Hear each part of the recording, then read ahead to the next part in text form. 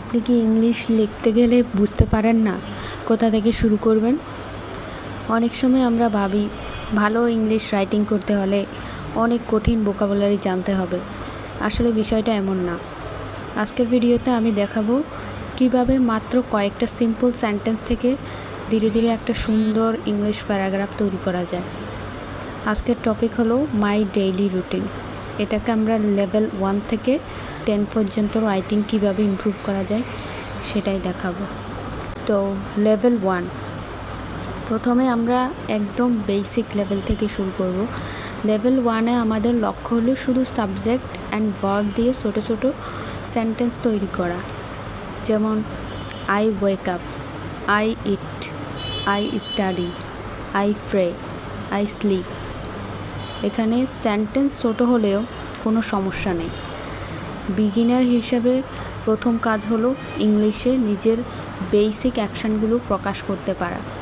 Level 2-তে এখন আমরা সেন্টেন্সকে একটু বড় করব। আমরা সাবজেক্ট, ভার্ব, অবজেক্ট ব্যবহার করব লেভেল 2-তে। যেমন I brush my teeth, I wash my face, I have breakfast. Level 1-এ আমরা কিন্তু আই ইট বলেছি, এখন হচ্ছে আই হ্যাভ ব্রেকফাস্ট। দেখুন লেভেল 1-এ আই ইট থেকে এখন আমরা আই হ্যাভ ব্রেকফাস্টের মতো একটু কমপ্লিট আইডিয়া প্রকাশ করছি। এটা হচ্ছে real expression. I study English, I attend class. তাই রাইটিং ইমপ্রুভ করার প্রথম স্টেপ হলো ছোট সেন্টেন্স থেকে ধীরে ধীরে কমপ্লিট সেন্টেন্স তৈরি করা। এবার আমরা সেন্টেন্সের সঙ্গে টাইম যোগ করব লেভেল 3-তে এসে।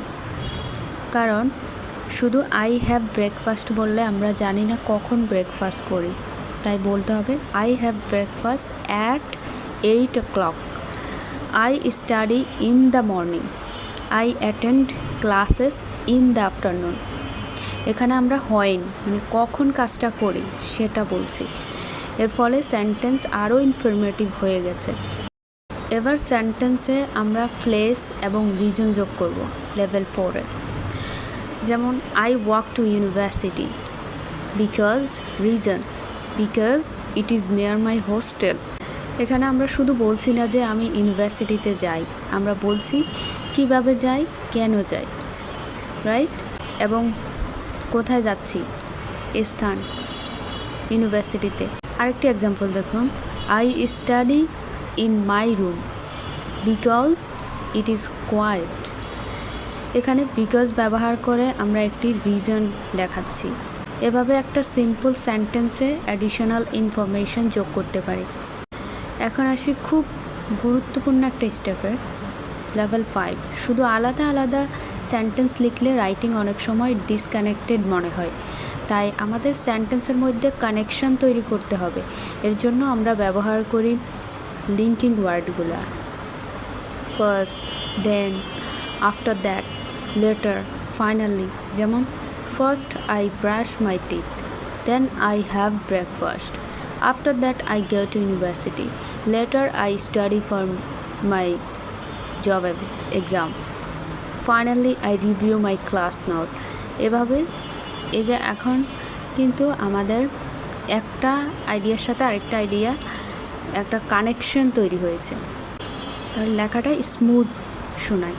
এখন দেখুন সেন্টেন্সগুলো আর আলাদা আলাদা মনে হচ্ছে না।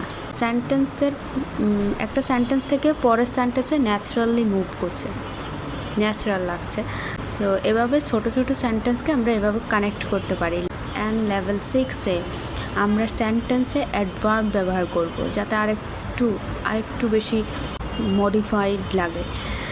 অ্যাডভার্বে আমাদের বলে কাজটি কিভাবে বা কত নিয়মে করা হচ্ছে, আমরা কিভাবে করছি সাধারণত সেটাই প্রকাশ করে। যেমন I attend my classes attentively, মনোযোগ দিয়ে ক্লাস করছি attentively. I study carefully, I study বললে কি হয়, আমি পড়ছি। যখন কেয়ারফুলি বলা হয় তখন কাজটা কিভাবে করছে সেটাও একদম নিখুঁত বোঝায় কাজটাকে। I usually get up early, আমি সাধারণত সকালবেলায় উঠি। I regularly review my notes. যখন আমরা অ্যাডভার্বগুলো যোগ করছি তখন আমাদের সেন্টেন্সটা আরেকটু সুন্দর শোনা যাচ্ছে। এখানে ইউজুয়ালি, রেগুলারলি, কেয়ারফুলি, অ্যাটেন্টিভলি এগুলো আমাদের রাইটিংকে আরও স্পেসিফিক, ন্যাচারাল করে। লেভেল 7 এখন আমরা আরও এক ধাপে যাব। লেভেল 7-এ আমরা দুইটা আইডিয়া একসঙ্গে কানেক্ট করব। যেমন I walk two university because it is close to my hostel. এখন কিন্তু আমরা দুইটা আইডিয়াকে একসাথে কানেক্ট করছি। এখানে আগে আমরা লেভেল 4-এ কী করছি, আমরা ওইখানে কারণ শো করছি, আর এখানে আমরা ওটাকে একসাথে কানেক্ট করছি। It is close to my hotel, মানে ইউনিভার্সিটি আমার হোটেলের কাছে এবং আমি ইউনিভার্সিটিতে হেঁটে যাচ্ছি। দুইটা কিন্তু আলাদা আলাদা আইডিয়া, তো দুইটাকে আমরা কানেক্ট করছি। আরেকটি এক্সাম্পল দেখুন, I take some rest because I take some rest before I start study. এখানে বিফোর ব্যবহার করে দুইটা অ্যাকশন কানেক্ট করা হয়েছে। এভাবে সেন্টেন্স বড় করার সময় শুধু বেশি শব্দ যোগ করবে না, বরং আইডিয়ার মধ্যে লজিক্যাল কানেকশান তৈরি করতে হবে। পারলে আপনি লেভেল 7-এ আসেন। এখন আমরা সেন্টেন্স থেকে প্যারাগ্রাফ তৈরি করব। লেভেল 8-এ একটা ভালো প্যারাগ্রাফের মধ্যে সাধারণত একটি ক্লিয়ার ফ্লো থাকে। প্রথমে মর্নিং অ্যাক্টিভিটিস, তারপরে ইউনিভার্সিটি অ্যাক্টিভিটিস, তারপরে আফটারনুন, তারপরে ইভিনিং, মানে একটা ক্রোনোলজি থাকবে। যেমন I usually get up early in the morning, start my day by brushing my teeth, washing my face, and then I have breakfast at around 8 o'clock. At 8 o'clock না বলে at around 8 o'clock, আরেকটু যাতে improve দেখা যায়। at around 8 o'clock. Since my university is close to my hostel, I usually walk there. এখন লক্ষ্য করুন, আমরা শুধু সেন্টেন্স লিখছি না, আমরা একটা connected story about our daily routine তৈরি করছি। এটাই প্যারাগ্রাফ রাইটিংয়ের গুরুত্বপূর্ণ স্টেপ। লেভেল 9-এ আমরা রাইটিংটা আরও ন্যাচারাল, আরও ম্যাচিউর করার চেষ্টা করব। এখানে ডিফিকাল্ট ভোকাবুলারি ব্যবহার করাই আমাদের মেইন গোল নয়, বরং একই আইডিয়াকে আরও ন্যাচারালভাবে এক্সপ্রেস করব। যেমন after getting ready, I have breakfast and walk to university, which is located close to my hostel.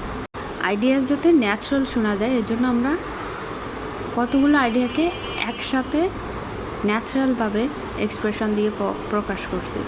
অথবা এভাবে বলা যায়, once my classes are over, I return to my hostel, take some rest and have lunch.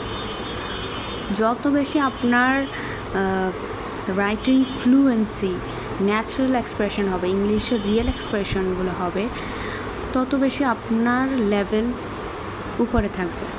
এখানে আমরা after getting ready, which once my classes are ওভারের মতো structure ব্যবহার করছি, ফলে রাইটিং আরও ফ্লুয়েন্ট, কানেক্টেড শোনাচ্ছে।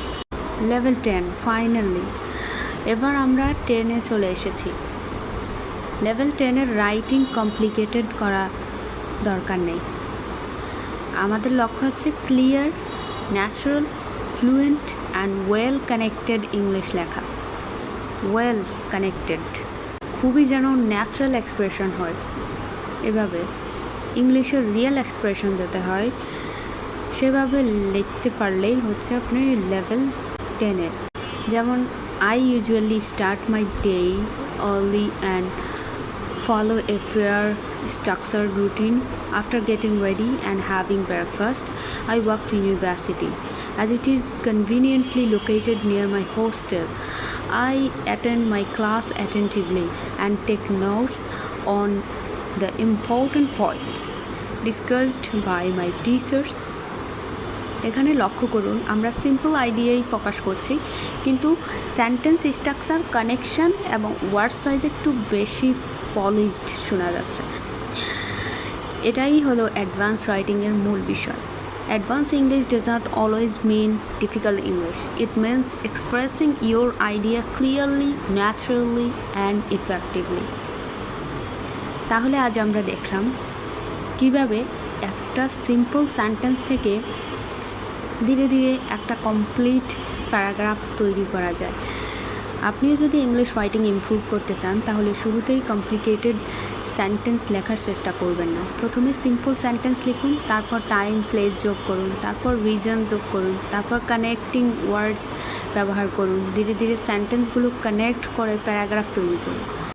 মনে রাখবেন, সিম্পল থেকে আপনার আইডিয়াটা ক্লিয়ার করবেন, ক্লিয়ার থেকে আপনি আইডিয়াগুলোকে কানেক্ট করবেন, তাহলে ন্যাচারাল শোনা যাবে, আর একটু বেশি ন্যাচারাল করবেন, দেন হচ্ছে আপনার লেখাটা অ্যাডভান্স কোয়ালিটি হবে। রাইটিং ইমপ্রুভ একদিনে হবে না, কিন্তু প্রতিদিন একটু একটু করে প্র্যাকটিস করলে আপনার রাইটিং অবশ্যই ইমপ্রুভ হবে। পরের ভিডিওতে আমরা আরও একটি ছোট টপিক নিয়ে এভাবে লেভেল 1 থেকে 10 পর্যন্ত রাইটিং ডেভেলপ করব। Keep writing, keep learning, keep improving with word and speak. Thank you everyone.